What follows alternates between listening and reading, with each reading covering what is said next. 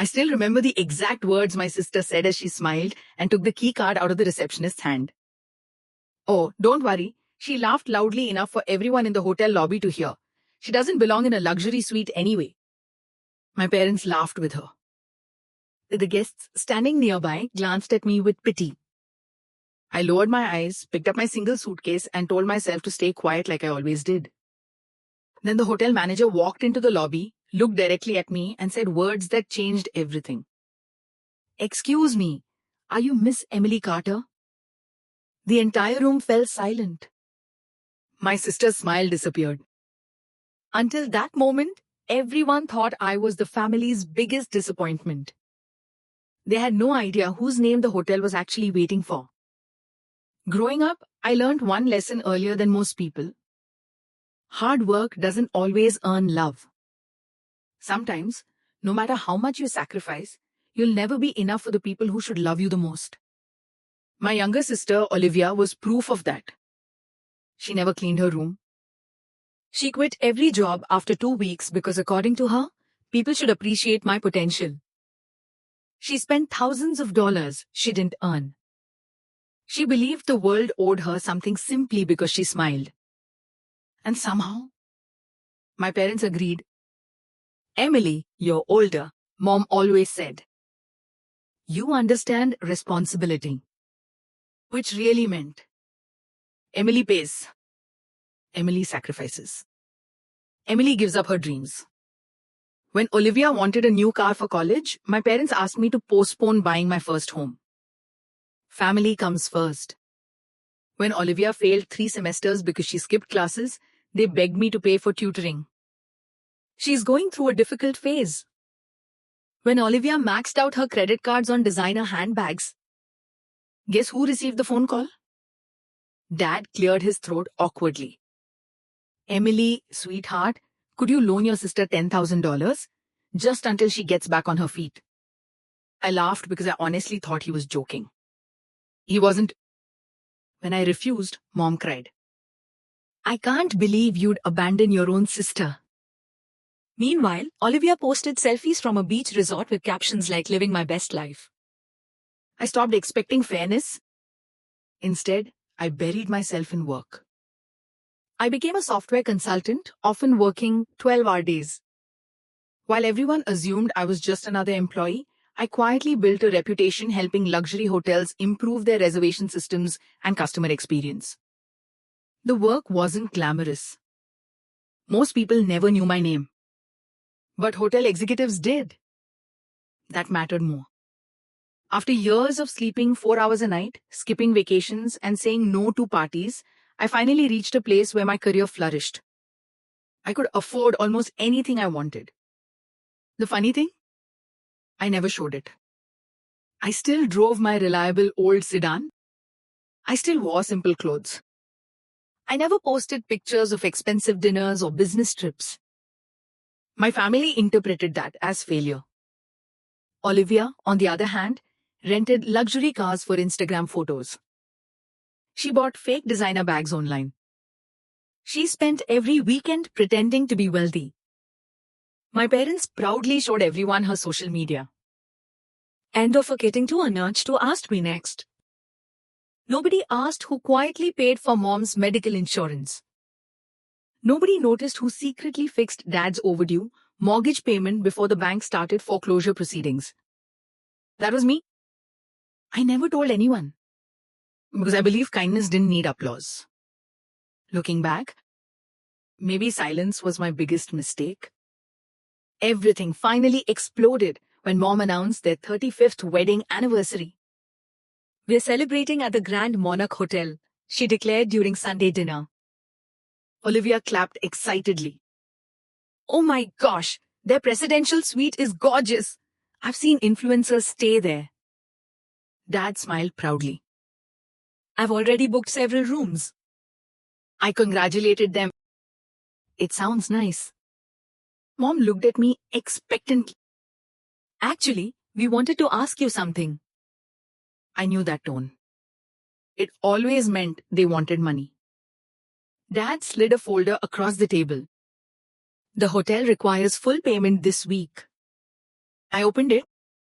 The total nearly made me choke on my water. $38,000. For an anniversary party? I asked. Olivia rolled her eyes. It's once in a lifetime. Dad folded his hands. We've already spent most of our savings.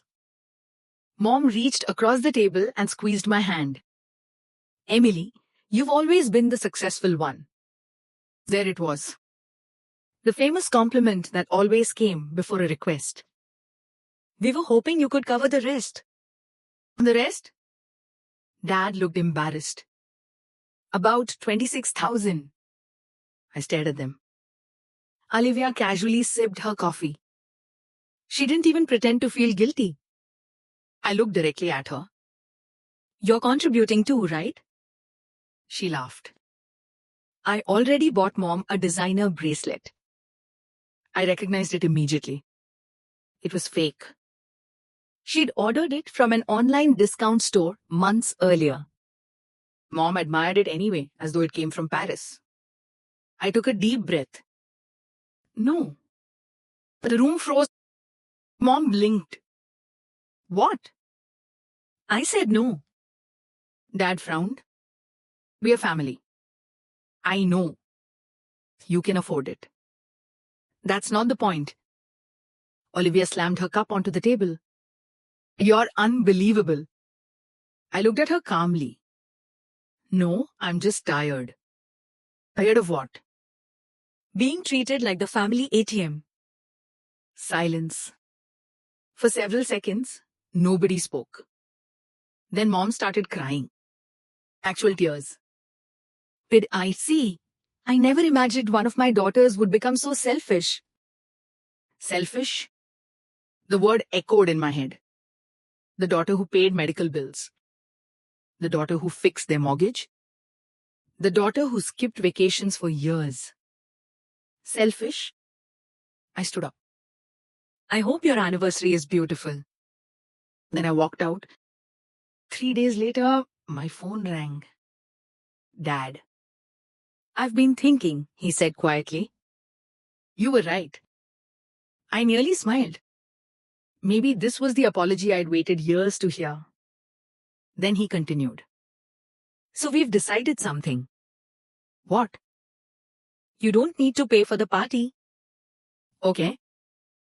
But since you're refusing to help, we think it's better if you don't attend. For a moment, I couldn't speak. I shouldn't come. It would make things awkward. Mom took the phone. If you can't celebrate with us financially, maybe you shouldn't celebrate with us at all. Then she hung up. I sat there staring at my phone for almost 10 minutes. Not because I was angry. Because I finally understood. To them, my value had always been measured in dollars. The next morning, I booked my own stay at the Grand Monarch Hotel. Not for revenge. Not yet. I simply had business meetings in the city that same weekend. The hotel happened to be one of my company's long-standing clients. I never mentioned that to my family. There didn't seem to be any point. On the day of the anniversary celebration, I arrived wearing a simple navy dress and carrying one suitcase. The lobby sparkled with crystal chandeliers, marble floors, and fresh white orchids. I spotted my family immediately. Olivia was dressed like she was attending a royal wedding. Mom and Dad were greeting relatives. The moment Olivia saw me, her face twisted with annoyance. What are you doing here? I have a reservation. She laughed so loudly that several guests turned to look. A reservation for what? The cheapest room they had? Mom crossed her arms. We told you not to come. I'm not here for the party. Dad frowned. Then why are you here? I have business in town. Olivia snatched an envelope from the receptionist and proudly held up a gleaming black key card. She smiled at me with unmistakable satisfaction. I reserved the luxury suite for myself. After all, someone in this family should know how to enjoy the finer things. She leaned closer and whispered so only I could hear. You can sleep in whatever tiny room you can afford. Then she turned to the receptionist and announced loudly enough for the entire lobby to hear. She doesn't belong in a luxury suite anyway. My parents laughed. Several strangers looked at me with uncomfortable sympathy. I simply tightened my grip on my suitcase and remained silent. A heartbeat later, the elevator doors opened, and a sharply dressed hotel manager walked into the lobby. He scanned the room, his eyes settling directly on me. With a warm smile, he walked past my stunned family and stopped right in front of me. "Excuse me," he said politely. "Are you Miss Emily Carter?" The entire lobby went silent. I nodded slowly. "Yes." The hotel manager's face immediately brightened. "It's an honor to finally meet you in person." Behind him, two concierge staff hurried forward. One gently took my suitcase. The other offered me a bottle of sparkling water. I blinked in confusion. "You know who I am?" Of course, Miss Carter. He smiled warmly. We've been expecting you since this morning. I heard Olivia laugh. Seriously, she's probably here for some budget business seminar. The manager turned toward her, looking genuinely puzzled. "I'm sorry?" "My sister," Olivia said with a smug grin. "She thinks she's important." The manager looked back at me before speaking carefully.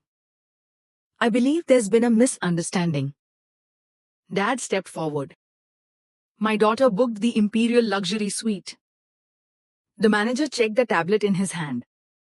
"I'm afraid the Imperial Suite is no longer assigned to Miss Olivia Carter." Olivia's smile disappeared. "What?" "There was an adjustment this morning." What adjustment?" The manager looked directly at me. "The Imperial Suite has been reserved for Miss Emily Carter." For a second, nobody moved. Mom looked from me to the manager. "There must be some mistake." The manager shook his head. "No mistake." Olivia nearly shouted. I booked that suite months ago. "You reserved it," the manager replied calmly, "but the hotel ownership exercised its right to reassign accommodations." Dad frowned. "Ownership?" The manager smiled politely. "Miss Carter has been one of our company's most trusted consultants for almost 4 years."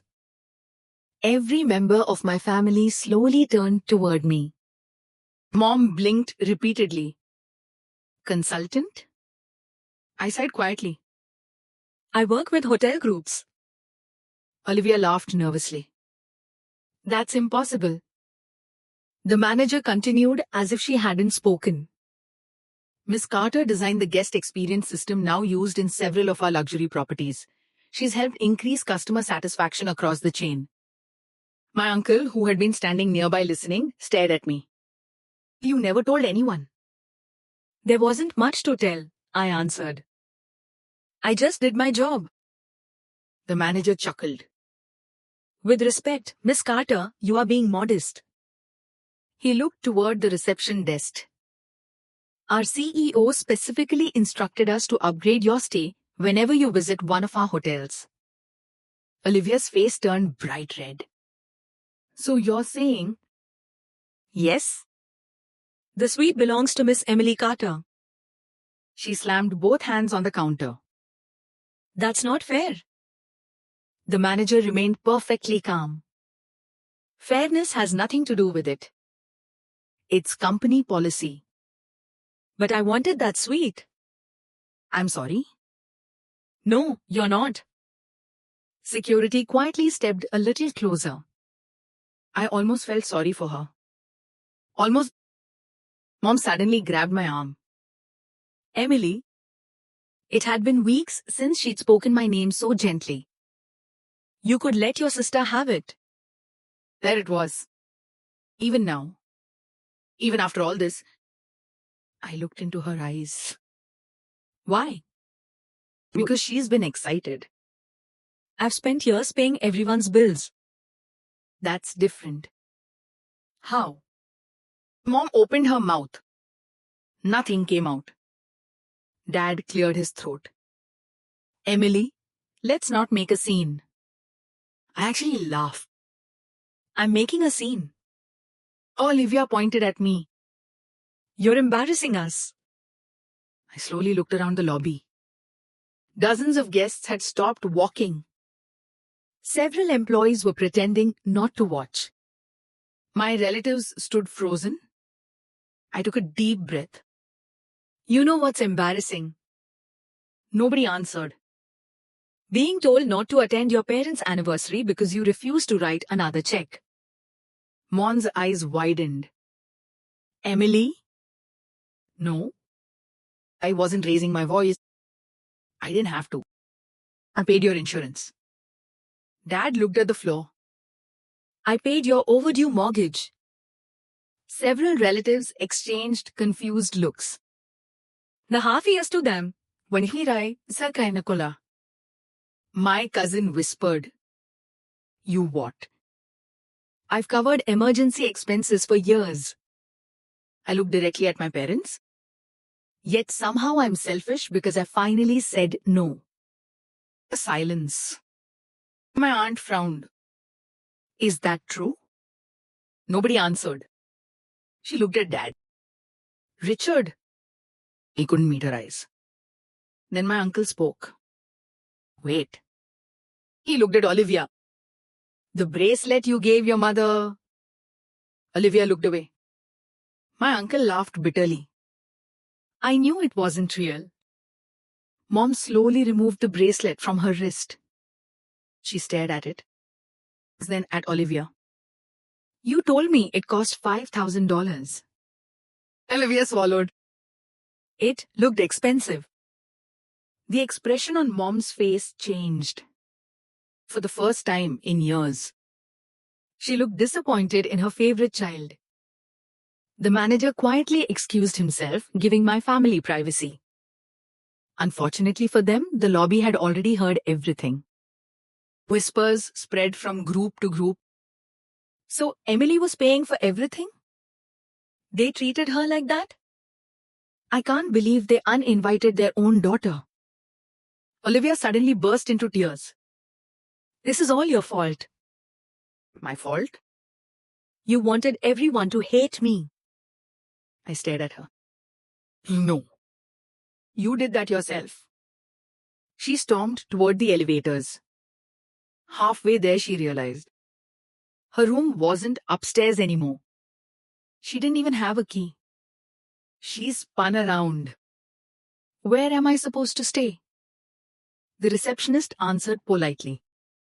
We've prepared your standard double room on the 4th floor. On the 4th floor?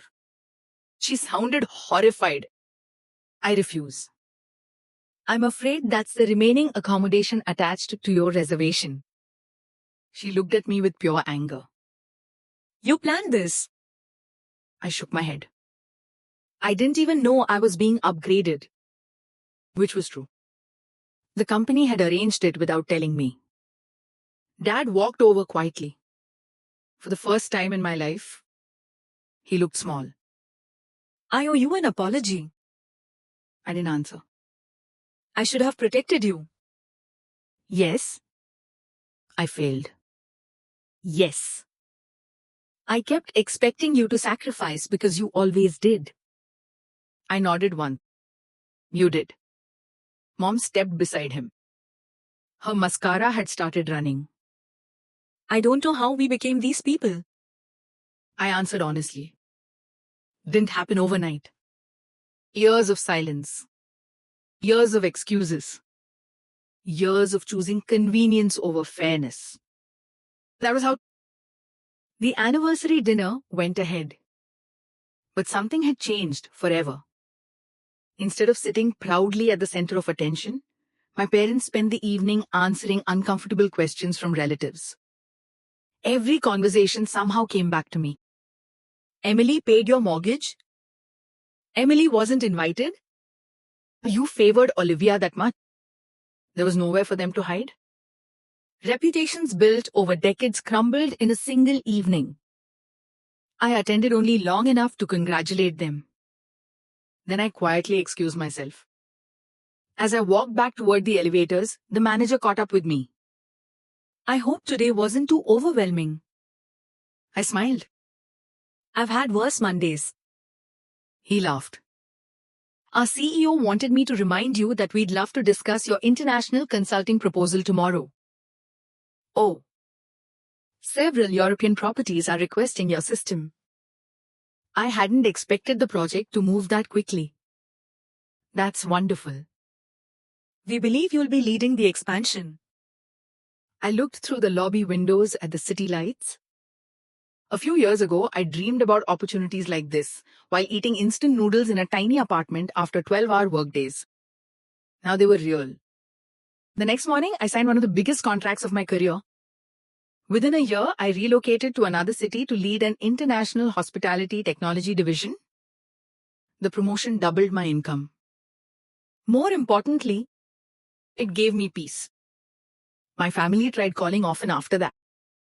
At first, every conversation started with apologies. Then came invitations. Holiday dinners. Birthdays. Weekend visits. I accepted a few. Not because everything was magically fixed. Because forgiveness and trust aren't the same thing. I forgave them. Trust had to be earned again. Olivia eventually found a steady job. For the first time in her life, she had to earn her own paycheck. She complained constantly at first. Then, little by little, she changed. One afternoon, nearly 2 years later, she surprised me with a quiet confession. I never realized how much everyone depended on you. I smiled. I know. I'm sorry. I know. Those 3 words didn't erase the past. But they were a beginning. Looking back, I don't think the luxury suite was ever the real prize. It was just a hotel room. The real victory came the moment I stopped, believing that my worth depended on how much I could give away. The day I finally said no wasn't the day I lost my family. It was the day I stopped losing myself. And sometimes that's the richest life anyone can ever have.